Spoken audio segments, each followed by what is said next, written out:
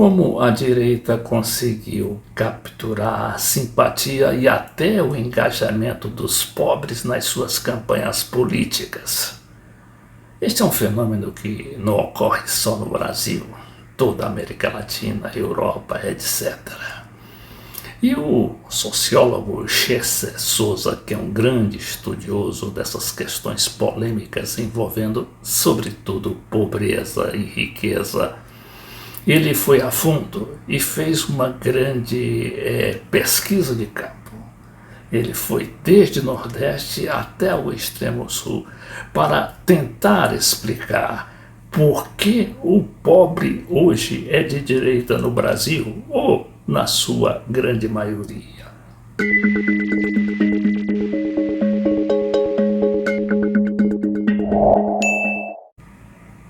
Eu peguei uma das muitas entrevistas que Gessé Souza deu a vários órgãos de comunicação. E eu achei aqui a Carta Capital, mais precisamente ao jornalista André Barrocal, a mais característica do pensamento do Gessé Souza. Vejamos aqui. Primeiro ele responde a uma pergunta do jornalista: quem é o pobre de direita? A grande questão aqui é que esses 80% se consideram humilhados. E essa humilhação ela é sentida 24 horas por dia, que é algo que a classe média jamais sabe disso, que nunca foi, né? Normalmente não se confronta com situações de humilhação. E aí qual é a resposta que as pessoas têm a essa raiva que é humilhado? Né? É a partir daí que a gente tem que começar a questão. Perfeito. Então, tendo aí essa conceituação mais ampla, que o pobre de direita é um humilhado, é uma pessoa com raiva, vamos descer para tentar dar mais uma cara, para tornar mais compreensível para as pessoas que nos assistem. Quem é o pobre de direita no Brasil? O pobre de direita, ele normalmente, é claro que a extrema-direita tem voto em todos os segmentos, isso é óbvio, né? Essa não é a questão científica importante aqui. O que é importante é a gente perceber qual é o segmento social, né, que é a base, é o suporte para esse tipo de visão de mundo. E quem é suporte dessa visão de mundo é quem ganha entre 2 e 5 salários mínimos, é branco, se está em São Paulo e no Sul, e é negro, se está no resto do país, e é evangélico. Né? Especialmente os negros são evangélicos, embora tenham muitos brancos pobres evangélicos também. Isso agora contaminou o país inteiro, os pobres como um todo. As minhas entrevistas foram exatamente esses dois segmentos. Não, perfeito, eu tive a chance já de ler o livro, me preparar para essa entrevista. São, de fato, basicamente dois perfis, né, professor? O branco pobre do Centro-Sul e o negro evangélico mais espalhado pelo país. Mas vamos abordá-los, esses dois grandes grupos aí, individualmente, para explicar para quem nos assiste. O branco pobre do Centro-Sul, que é basicamente de São Paulo para baixo, segundo o seu livro, tem que identidade e qual moral? O senhor que na primeira resposta disse que a questão moral é fundamental para entender esse pobre de direita no Brasil.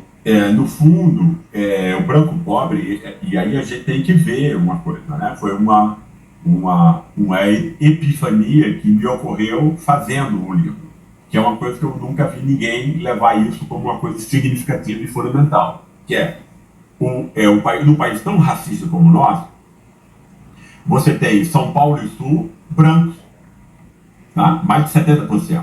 E você tem o resto do país, 70% negros e mestiços. Olha que coisa incrível. Né? É óbvio que isso é um ponto fundamental. Esses brancos pobres de São Paulo e do Sul, eles são o quê? Eles são o cara que tem a classe média, que é branca, né? Ela é no máximo 20%, mesmo numa cidade rica como São Paulo. No máximo 20%. Ou seja, aquele cara que tem um estilo de vida e poder de compra semelhante à classe média europeia e americana. Porque é isso que é a classe média. A classe média como renda média é uma idiotice. Né? Renda média, como você mostrou antes, no país pobre, você é pobre. Né? Ou seja, confunde as pessoas. E aí você começa a ter gente que é pobre e remediado, se acha classe média, a classe média se acha elite, e a elite fica completamente invisível, que é exatamente o que ela quer. Né? Então, se 70% é branco, 50% desses 70% de brancos é pobre. Branco, pobre. Né? Entendeu? O cara ganha pouco, né? Não teve acesso a capital cultural, né? Como o branco da classe média real. Né? Ele foi injustiçado, portanto, porque todo mundo deve ter as mesmas oportunidades, ele não teve, as oportunidades são restritas. Mas ninguém nunca explicou isso para ele, André. Né? A nossa grande mídia não é a Carta Capital, ICL Notícias e tal, entendeu? É a Rede Globo, é Record, são redes sociais que estão aí para confundir as pessoas. Né? Existem para mentir, para criar uma fraude, uma coisa virtual que impede que as pessoas percebam que, né, o seu grande inimigo está na Faria Lima. Né? Ninguém nunca contou isso para ele. Como ele vai saber? Né? Impossível. Né? Não recebe isso na escola, não recebe isso na esfera pública. Então ele tem o quê? Ele tem uma raiva, né? que não tem direção. Né? Ao mesmo tempo ele é meritocrata, porque o pobre tem todos os preconceitos, mais ainda que os ricos montaram para o oprimi-lo. Ou seja, o pobre que representa isso. Então, quanto mais pobre, mais meritocrático é. Né? Então, cara, se ele é meritocrático, diz assim, eu sou um fracasso. Eu tinha chance, tá? Como diz o Paulo Marçal, se você quiser, você consegue, não é isso? Quer dizer, eu tive a chance, mas não consegui. Tá, né? Ao mesmo tempo, ele acha tudo muito, muito errado. Ele trabalha 14, 16 horas, ganha 4, 5 mil reais, não consegue manter a família e tal, né? Enfim. E ele diz, quem é o culpado disso? A extrema-direita entra aí. Ela vai canalizar essa raiva, evitar que essa raiva se transforme em indignação, porque a indignação é você conhecer quem é que está ali, ou seja, são sempre os ricos, né? Quem é que está ali deixando pobre. Mas ninguém contou, então essa raiva está solta. Aí o que é que a extrema-direita faz? Ela canaliza essa raiva. Aí então a extrema-direita diz, não, cara, você não é disso. Tem um cara aqui que é que causa a sua pobreza, é o nordestino. Todas as entrevistas que eu fiz no Sul, todas, sem exceção, culpam o nordestino do Bolsa Família e tal, né? Ou seja, o cara que faz o lanche grátis, o cara que é preguiçoso, não quer trabalhar e tal. Aí você diz, então isso é preconceito regional. Ledo engano, não existe preconceito regional. Né? Isso é um nome que se usa para você tapar o que está por trás disso, que é, no caso, preconceito racial. Por quê? Porque o Nordeste, 80% é como eu, mestiço preto. Mas, como no nosso país, eu conto essa história no livro, a partir de Getúlio Vargas, o racismo se tornou cordial e não explícito, ou seja, ele não pode ser assumido, né? Por razões que o leitor vai encontrar quando ele lê esse livro, O Pobre de Direita, né? Eu estou mostrando aqui a capinha, que foi o livro. Como ele não sabe, né? A extrema-direita vai jogá-lo contra alguém mais frágil, mais vulnerável. No caso dele, desse branco pobre, vai ser o nordestino, mas também o preto, que foi transformado em bandido, entendeu? Então você pega o racismo racial, porque no fundo o que você está matando é preto. Todo mundo sabe que quem morre é preto. Essa arminha de Bolsonaro, qualquer idiota sabe que ela está dirigida à cabeça do jovem preto. Né?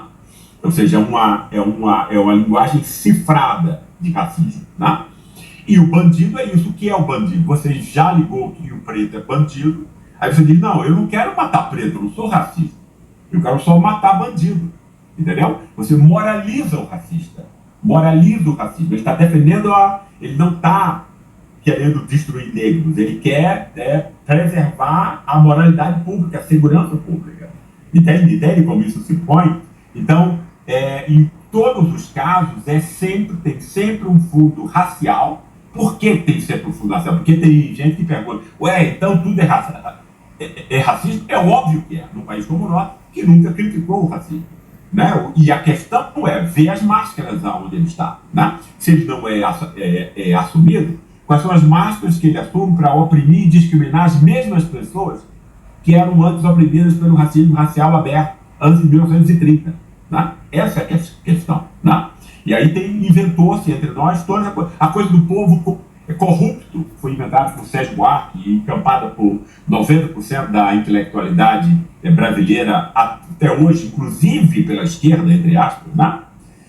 Sérgio Buarque é o nome da sala lá na Fundação Pessoa Branco, do PT, porque ele foi um dos fundadores depois. Mas isso não é. O que a pessoa faz como pessoa não tem nenhuma importância. Importante são as ideias que ele tem. E essas ideias discriminam o povo, né?